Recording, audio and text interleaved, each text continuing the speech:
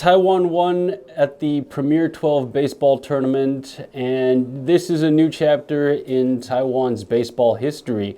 What happened was there was a number of factors that contributed to Taiwan's win. We actually almost didn't make it into the final round. Welcome to Didn't Make the Cut. My name is Tsai. Today I'm talking to Leslie Liao about Taiwan's historic win in the Premier 12, along with Taiwan's overall baseball history. Okay, so the Premier 12 is sanctioned by the World Baseball Softball Confederation, which is the world governing body of the sport of baseball. And it came out from, it's a competition of the 12 highest ranked countries in the world, and they get to duke it out. It was an iteration of, a prior iteration of a World Baseball Cup. Arguably, it's one of the biggest, it's actually the biggest baseball competition worldwide, right behind the Olympics and the World Baseball Classic. The World Baseball Classic is another international competition which is trying to be billed as the World Cup of baseball. And by the World Cup, I mean the soccer World Cup or football World Cup. If you're from Europe, I'm from America, I use soccer. You said Taiwan almost didn't make it. Like, what happened? When I say Taiwan didn't make it, I say it almost didn't make, not in the Premier 12. Taiwan was always going to be the Premier 12. Well, always, I mean, I say that as a Taiwanese baseball fan, but we almost didn't make it into the gold medal round. The way these competitions are structured, they have a group stage, they have a super round, and then they go into the gold medal match. So sometimes there's a lot, it's not about how well you do sometimes, it's also about how well the other people do. For example, in the super round, it was 4 countries. It was Japan, Taiwan, the United States, and Venezuela. Now, the super round kind of determines who goes into the gold medal round and the bronze medal round. And this time, the gold medal round was Japan, Taiwan. Bronze medal round was Venezuela and the United States. Taiwan dropped its first super round match against Venezuela, and that's not good. You know, you have 0 wins, 1 loss. And we went into the second game, Taiwan being us. Taiwan beat the United States, so we had 1 win, 1 loss. Now, there's a lot of intricacy that goes into the scoring system here, and the United States was up against Venezuela. Now, if the United States beat Venezuela, Taiwan got sent into the gold medal match, and that's exactly what happened. But if the United States beat Venezuela by more than 8 runs, then Taiwan would not have made it in the gold medal match. So there was a lot of, the wind was on our side. The wind was definitely on our side. As a non-baseball fan, people will be wondering, like, how did U.S. not get top? U.S. is being one of the top baseball forces in the world. Right. So everybody knows that Major League Baseball, not everybody is in the question, but the Major League Baseball in the United States is where the best of the best go. And that's where it's hosted, right? And a lot of the players there are American. The Premier 12 is set up in a way to kind of level the playing field, so to speak. So Major League Baseball players could not play in the Premier 12. They had a few minor league players, and you know, it was kind of like leveled out. I can't really get into that system without like breaking it down intricately, but yes, you're right. The best of the best did not show up for the United States, and the best of the best did not show up for Japan. Taiwan, did the best of the best show up for Taiwan? Kind of, kind of. And it's just the difference in the quality of leagues. Not to say Taiwan has a poor quality league, but it's just that other people, you know, it's just to keep the playing field same and the skill level same. In comparison to the New York Yankees salary cap. Yeah, or the Los Angeles Dodgers, who have major salary caps. Mm-hmm. So how did, you know, Taiwan's national sport is baseball. Yeah.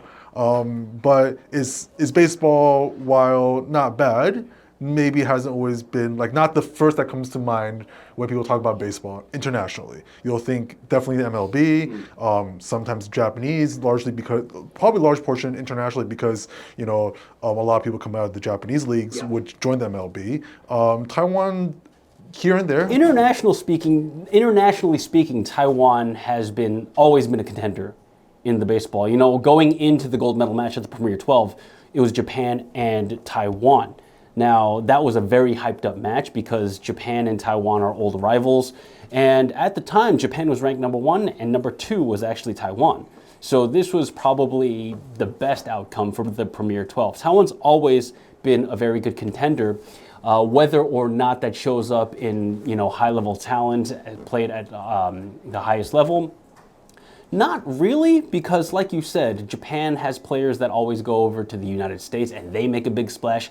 You have your Shohei Ohtani, you have Kodai Senga, you have Ichiro Suzuki, Hideki Matsui. I could go on all day, but there have been high-quality players from Taiwan, like you said. You have Chen Ming Wang, ace pitcher for the New York Yankees. You also have one of the best relievers of all time in the United States. That's a Taiwanese person. That guy's name is Hung Chi Kuo, Guo Hongzi. And he has, I think he held the record, if not still holds the record, for the lowest earned run average. For a pitcher to have a low earned run average is a good thing. And that is held by a Taiwanese person. So there's always talent going in and out. I would dare say that Taiwan is kind of in a lull when it comes to talent in the Major League Baseball, but there are always scouts that are from the United States, from Japan. If you go to these high-profile games, and a lot of them are played here in Taiwan, you have the newly built Taipei Dome and you have Tianmu Stadium, and I go there a lot to cover the games, and always there are a bunch of scouts. You can see them. They have their notebooks out. They have their radar guns, like seeing how fast these pitchers can pitch. So Taiwan is always a big hotspot for talent here. Is it fair to say that if it was the World Baseball Classics, though, it might be a different situation? Yeah, considering that some of the games, some of the players that I watch in the Major League Baseball, they attend the World Baseball Classic. USA last World Baseball Classic back in, was that last year? Wow, time moves really fast. Yeah, the 2023 World Baseball Classic, you had Major League talent. Mookie Betts, Trey Turner, Shohei Ohtani was for Team Japan. To compare to that, to the level of Taiwanese playing now, yeah, it would be a different story. So, Taiwan's made its name international. There's stories, I don't know if it's internationally known, but like Taiwan, you're talking about the Hongye, your youth baseball. Last year was a lot of like under 18 games. Yeah, actually, let me put it back to this. The Premier 12 is a big deal for Taiwan because it's the first time ever Taiwan has won a championship at the senior men's level, which means it's professional men's baseball level. They're adults. But Taiwan is also very good at Little League baseball. And anything that Taiwan wins at is a sense of pride. So that's why we got to be very careful when we were talking about the Premier 12. We have to make sure that we say it's international men's senior first championship ever. But Taiwan has always had very good Little League records. I think former President George H.W. Bush, when he was talking about the Little League games, he was commentating on it, and he says, I like being able to see Taiwan play again. So there's always that, and that's kind of a way that Taiwan made its name out in the international sphere. It's by playing baseball. Is there any reason why like Taiwan's so good at youth, but when it comes to senior, like adults, drops off? I would say it's kind of the developmental system. Youth baseball is always a lot about talent, right? If a kid has a lot of talent to play baseball, they can go off that talent for a long time. But if you don't cultivate that talent and you don't develop that talent in a productive way, then it's very easy for them to drop off, especially when you're competing at the adult international level where it's very, very competitive. Taiwan's development infrastructure isn't quite there yet, on par with, say, Japan, the USA, even Korea. But it's getting there. It's getting there. I mean, it's improving as we see that Taiwan won at the Premier 12. So can more be done? Absolutely. More could always be done. But Taiwan does have that talent. Taiwan does have that talent that it can go from. It's just about cultivating that talent further. You're introducing the Taiwan team to an international friend. Who to keep an eye out for? Or who should they really know about? Who should they really know about? Well, the nice thing is about Taiwan's team at the Premier 12, it was a mix of veterans and new talent. So for example, I'm going to raise one example. The starting pitcher for the gold medal game between Japan and Taiwan, Lin Yuming, he's 21 years old. And he's a prospect for the Arizona Diamondbacks in Major League Baseball. Now, he was described as Taiwan's ace. And he's up and coming. He's absolutely up and coming. But a pitcher has to throw to what? A catcher.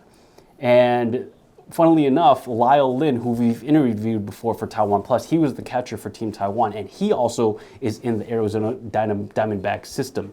So they were playing off a lot of chemistry with each other. So these two, after their performance at the Premier 12, I think it's good to keep an eye on them as well. How about the captain? Chen Jiexian. Chen Jiexian is, funnily enough, I've heard about him, and he said that, the commentators yesterday at the Premier 12 were asking, what's it like if Chen Jiexian would go to the MLB. Chen Jiexian, I think he told the commentators, he was saying that, if I were a younger guy, yeah, sure, maybe I think about going to Major League Baseball. But he says Taiwan is his home, and he plays for the Uni President Lions, who are based down in Tainan. And you see that. You see a lot of these players, they go abroad for a little bit, and then they play baseball there, and then they come back to home because they're just like, well, Taiwan's always been my home. So I think he's going to be homegrown talent that's going to be staying here. But if you saw his stats at the Premier 12, you'd think he's good, if not better than Shohei Ohtani. Because he posted a batting average over 6. His OPS was like over 1,200. And if you're not a baseball fan, those numbers don't mean much. But I can tell you right now, those are very, very good numbers. Actually, one of the things that Taiwan always talks about is how do we keep the talent at home? Because a lot of the players, one of the best pitchers from Taiwan that I've ever observed is Sunile. I think I saw him pitched at the U18, and that guy was just bringing absolute gas. He was throwing 155 kilometers per hour, which is about 96 miles per hour, which is very, very good for Taiwan. But he made it clear that he didn't want to go into the Taiwanese professional system. He wanted to go to either Japan or the United States. He's in Japan now. And, it's a shame that you see these guys going off, but that's where the better paychecks are. That's where the better developmental systems are. And, I think Taiwan has a bit of catching up to do, but this Premier 12 win is definitely a very good start. What's the next big baseball thing to watch out for? 2 months from now is going to be the World Baseball Classic qualifiers. Now, like I said, the World Baseball Classic is the biggest. It's going to be the next step up in the international competition baseball scene, right? It goes Olympics, World Baseball Classic, and then Premier 12. And the World Baseball Classic is where you're going to see those heavy hitters, Shohei Ohtani, Mookie Betts from the MLB. And the qualifiers are going to be played in February of next year, and they're going to be happening here in Taiwan and in the United States. What has Taiwan's results been at the World Baseball Classics in the past? Taiwan usually makes out of the group stage. It didn't make out of the group stage in 2023 at the World Baseball Classic. How's it looking this year? Personal thoughts. For the World Baseball Classic, well, you always want to think your team's going to make it, right? But I will say this, I went into the Premier 12 gold medal game just a little bit jaded, not because Taiwan was doing particularly poor, but because of who our opponents were. Team Japan, very scary. They call themselves Samurai Japan, and going into the gold medal match, they were on a 27-game win streak. They had not lost a game in 5 years, and the last time they dropped a medal game was 7 years ago. So going up against juggernaut like that, you're thinking, you want to be cautiously optimistic. And I had my heart broken a lot during the, the Baseball Federation of Asia 30th World Cup, and then the U18, Under 18 World Cup, the Under 23 World Cup. Taiwan did spectacularly in group stages. We went undefeated. And I think even at the U18 in 2022, Taiwan was undefeated up until the medal round, the gold medal round. Yeah. We were 6-0, and I was very hyped up. I was following that very closely. I remember. And then come time to face Japan, and we lost. And that happened more than once over the past year and a half. So going into this one, I was just like, I don't know. Are we going to do better at the World Baseball Classic? I hope the Premier 12 is a sign of good things to come. But again, if you fall down 4 out of 5 times, you just got to play the odds and think, well, I didn't fall down that 5th time, so maybe another fall's coming. Well, thankfully, Taiwan and Japan have a very friendly rivalry. Yeah, it's very, very friendly. 2 examples is at the closing ceremony, when Taiwan was on the gold medal podium, Japan came out as the silver medalists, and they bowed to their opponents, and they stayed for the award ceremony for Taiwan. On the other hand, when Taiwan was offered a chance to celebrate with champagne at the Tokyo Dome, where the game was, Taiwan politely declined because they're just like, we don't want to mess up the venue, we don't want to cause any trouble, we're just happy that we won. So this is kind of shows a very respectful back and forth that Taiwan has. Last, most standout moment during Premier 12, on or off the field? One on or off the field. Let's stick to the baseball. I think I can't emphasize how big of an upset the gold medal round was. Writers from the Major League Baseball website have actually called it maybe the biggest international baseball upset ever. And to not only win against Japan, but hold them scoreless, this final score was 4-0, that's a huge deal. And you know what was crazy is during the gold medal match, like 2 of our players got hurt. One got hurt running bases, and the other one got a hit by a pitch on his hand. And at that point, you just see like, oh man, what's happening? You know, I want to say I was optimistic when I saw Taiwan hit 4 runs, and Taiwan did it in great fashion, right? They hit 2 home runs, 1 solo shot by Liao Lin, who was the catcher, and a 3-run shot by team captain Sun Jae-shin, who I told you has a ridiculous stat line when it comes to the Premier 12. But you know, baseball is one of those sports that it can fall apart for fans really, really fast. You know, it really just comes down to the wire. Nothing's ever a sure thing. I've seen games fall apart at the last minute, and I was always holding them. Like, you're holding your breath. Oh man, we're losing. We lost 2 guys. It's the 8th inning. Japan's gonna be fired up, and we were playing on their home turf. And in sports, there's something called the home team advantage, right? And if you saw those Japanese fans, they were giving it everything. And the commentator said, like, Taiwan was facing a hostile crowd. It was the most polite hostile crowd I've ever seen, but it was indeed, you know, most of the people in the venue were rooting for the other team that wasn't Taiwan. So I think this moment to just revel in the victory, and the way the game ended, it was like that. Because it was 1 out, and it ended in a flash. It ended in a double play. And, you know, you usually go 1, 2, 3 outs, but we managed to get the 2nd and 3rd out in the same play, which is, I was like, oh my goodness. It's over. It's over.